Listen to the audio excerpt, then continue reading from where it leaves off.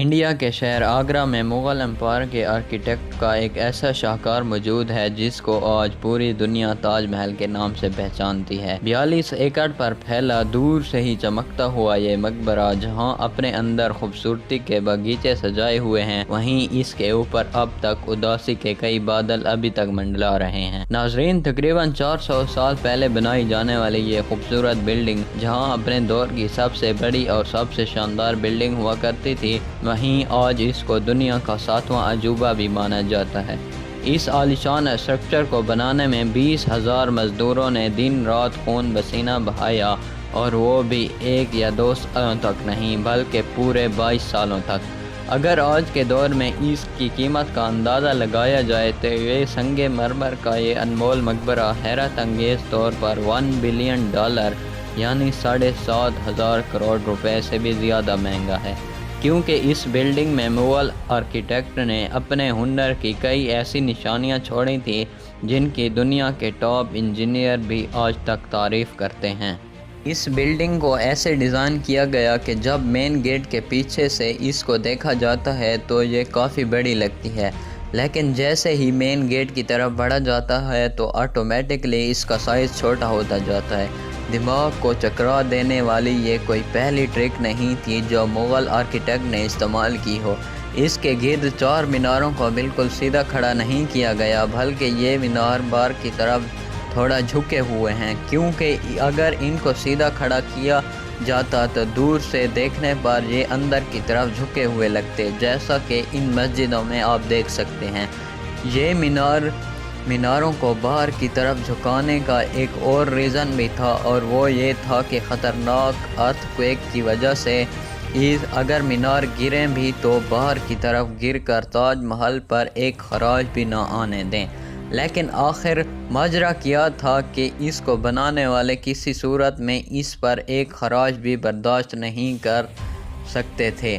تاج محل کے وہ کون سے راز تھے جن کو 400 سال پہلے چھپانے کی کوشش کی گئی، اور جب اس دور میں کنکریٹ یا اسٹیل ہی نہیں ہوا کرتی تھی تو آخر اس عالیشان مقبرے اور اس پر موجود 40 میٹر اونچے ڈوم کو کیسے بنایا گیا؟ یہ سب اور اس سے بھی زیادہ آپ جان سکیں گے آج کی اس اسپیشل ویڈیو میں۔ ناظرین، یہ معاملہ سٹارٹ ہوا تھا سن 1607 میں، جب انڈیا اور پاکستان کے اس خطے میں مغل امپائر کا ہولڈ ہوا کرتا تھا۔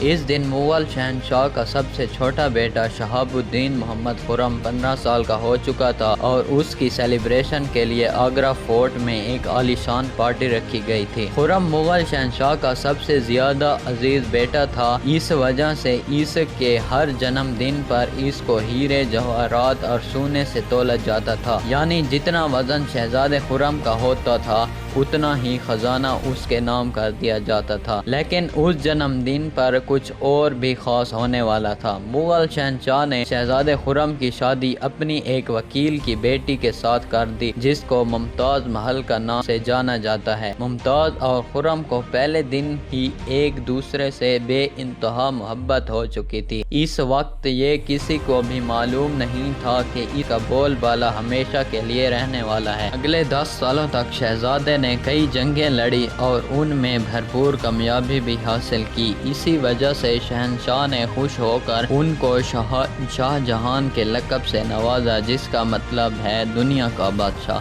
شاہ جہان کی ٹوٹل 6 بیویاں تھیں جو آگرہ فورٹ میں ہی رہتی تھیں۔ ان 6 میں سے ایک شاہ جہان سب سے زیادہ محبت ممتاز سے کرتے تھے، اور یہی وجہ تھی کہ ان کا زیادہ تر وقت ممتاز محل کے ساتھ ہی گزرتا تھا۔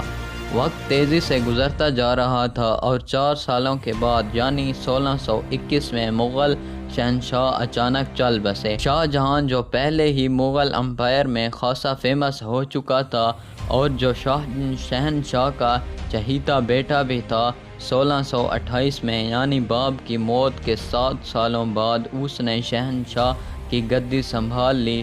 پوری مغلیہ سلطنت اپنے نئے شہنشاہ سے بے حد خوش نظر آتی تھی۔ وہ پیریڈ تھا جب مغل امپائر اپنے پورے عروج پر تھی، یعنی پورے انڈیا پاکستان کے ساتھ ساتھ افغانستان کے بھی کئی حصوں میں مغلیہ سلطنت کا راج ہوا کرتا تھا۔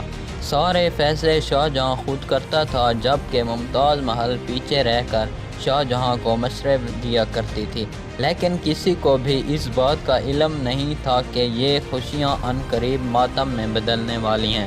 گدی سنبھالے ابھی 1 سال ہی گزرا تھا کہ ایک بار پھر سے مغل امپائر کو دشمنوں کا سامنا کرنا پڑا۔ اگلے 2 سال جنگ چلتی رہی اور شاہجہاں کو اس جنگ میں بھی بھرپور کامیابی نصیب ہوئی، لیکن شاہجہاں ابھی اس کامیابی کا جشن مناتے ان کو ایک افسوسناک خبر سے آگاہ کیا گیا۔ ممتاز محل جو کہ شاہجہاں کی 14ویں بچے کو جنم دے رہی تھی، ان کی حالت بگڑ گئی اور وہ 17 جون سن 1631 کو وہ نہ چاہتے ہوئے بھی اس دنیا سے چل بسیں۔ پوری مغلیہ سلطنت کا ایک جشن دیکھتے ہی دیکھتے ماتم میں بدل گیا۔ یہ خبر جو شاہجہاں پر آگ بن کر گری تھی، اس نے تو جیسے ان کی دنیا ہی ختم کر ڈالی۔ شاہجہاں کی سب سے پہلی محبت اور ان کی سب سے عزیز بیگم ممتاز محل اس دنیا سے رخصت ہو چکی تھی۔ کہا جاتا ہے کہ اس کے صدمے نے شاہجہاں کو کالے اندھیروں میں دھکیل دیا تھا۔ اگلے 8 دنوں تک انہوں نے کچھ نہیں کھایا اور اگلے 2 سالوں تک نہ کوئی موسیقی سنی اور نہ ہی پرفیوم لگایا۔ ممتاز محل نے مرنے سے پہلے ایک آخری خواہش کی تھی۔ وہ چاہتی تھی کہ ان کی قبر دنیا کے سب سے خوبصورت مقبرے میں بنائی جائے۔ اس ٹاسک کو اور ممتاز محل کی آخری خواہش کو پورا کرنے کے لیے شاہجہاں نے اپنی ساری دولت اور پوری زندگی وقف کرنے کا ارادہ کر لیا۔ ممتاز کے گزرنے کے 6 ماہ بعد یعنی 1632 میں ہی تاج محل کی کنسٹرکشن کا کام شروع کر دیا گیا۔ قریب 20,000 سے بھی زیادہ مزدور، پتھر تراش اور کاریگروں کو پوری سلطنت سے اکٹھا کیا گیا۔ لشکروں کے لشکر شاہجہاں کے حکم پر آگرہ بلوا لیے گئے تھے، کیونکہ ممتاز کی قبر یمنا ریور کے برابر میں موجود تھی۔ اسی وجہ سے اس جگہ پر دنیا کی سب سے خوبصورت بلڈنگ بنانا کافی مشکل رہا تھا۔ ریور کے کنارے زمین کافی سافٹ ہوتی ہے اور اگر یہاں کھدائی کا کام کیا گیا تو پانی کا بہاؤ تاج محل کی فاؤنڈیشن کو بھی نقصان پہنچا سکتا تھا۔ اس مسئلے سے نپٹنے کے لیے مغل انجینئرز نے یہاں سب سے پہلے زمین کے اندر کئی کنویں کھدوانا شروع کیے۔ مزدور یہ کنویں تب تک کھودتے رہتے جب تک سخت زمین نظر نہ آ جاتی تھی۔ ان پتھروں اور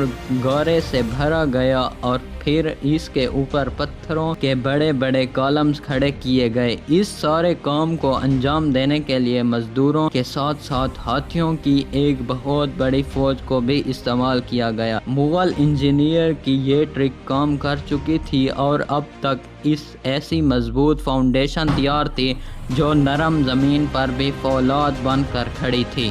فاؤنڈیشن کے بعد اب باری تھی ایک ایسے بلڈنگ ڈیزائن کی جو آج سے پہلے کسی نے بھی نہ دیکھا ہو۔ ایسا ڈیزائن جو پچھلے سارے ریکارڈ توڑ ڈالے۔ تاج محل کے ڈیزائن کا آئیڈیا شاہجہاں نے اپنے باپ دادا کے مقبروں سے لیا تھا۔ باپ کے مقبرے سے میناروں کا آئیڈیا لیا گیا، دادا کے مقبرے سے بلڈنگ کور کا آئیڈیا لیا اور اپنے انکل کے مقبرے سے ڈوم گنبد کا آئیڈیا لیا تھا، اور جب ان سب کو کمبائن کیا گیا تو ایک شاندار اور عالیشان ڈیزائن ابھر کر سامنے آیا۔ بلڈنگ کے اسٹرکچر کو بنانے کے لیے لاکھوں نہیں کروڑوں اینٹیں موقع پر ہی بیک کی گئیں۔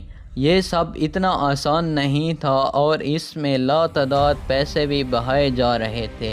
ہر گزرتے دن شاہی خزانہ تیزی سے خالی ہوتا جا رہا تھا، لیکن شاہجہاں کو کسی چیز کی پرواہ نہیں تھی۔ بس ان کو یہ کام ہر قیمت پر کمپلیٹ کرنا تھا۔ کہا جاتا ہے کہ تاج محل کی کنسٹرکشن میں اتنے زیادہ لوگ لگائے گئے تھے کہ ان کی وجہ سے آس پاس کے علاقوں میں کھانا پینا ختم ہو گیا تھا۔ 20,000 مزدوروں اور کاریگروں کی ڈیمانڈ پوری کرنے کے لیے شاہجہاں نے آس پاس کے تمام علاقوں سے اناج آگرہ منگا لیا تھا۔ کئی سالوں کی محنت کے بعد بلڈنگ کا اسٹرکچر کمپلیٹ ہو چکا تھا اور اب باری تھی اس کو سنگ مرمر سے سجانے کی۔ یہ سنگ مرمر آگرہ سے 400 کلومیٹر دور راجستھان سے منگایا جاتا تھا، کیونکہ یہاں کا مکرانہ ماربل آج تک دنیا کا فائنسٹ ماربل مانا جاتا ہے۔ شاہجہاں نے تاج محل کے لیے پورا مکرانہ ماربل ریزرو کر لیا تھا، یعنی جب تک تاج محل کی ڈیمانڈ پوری نہیں ہو پائے گی تب تک کسی کو بھی یہ ماربل خریدنے کی اجازت نہیں تھی۔ 1000 ہاتھیوں کی مدد سے ہزاروں ٹن وزنی ماربل راجستھان سے آگرہ منگایا گیا۔ تاج محل کا یہ خوبصورت ڈوم اتنا بڑا ہے کہ اس کا اندازہ صرف آنکھوں سے دیکھ کر ہی لگایا جا سکتا ہے۔ آج کل اس طرح کے ڈوم بڑی آسانی سے اصیل اسٹرکچر پر بنائے جا سکتے ہیں، لیکن 400 سال پہلے 40 میٹر اونچے ڈوم کو بنانے میں ان کے پاس صرف پتھروں کا ہی سہارا تھا۔ اس ڈوم کو بنانے میں مغل انجینئر نے جو اسٹریس کیلکولیشن کی تھی اس کی آج کے انجینئر بھی بہت تعریف کرتے ہیں۔ تاج محل کی فنشنگ کے لیے اس کو پیٹرا ڈورا یعنی پچکاری سے ڈیکوریٹ کیا جاتا تھا۔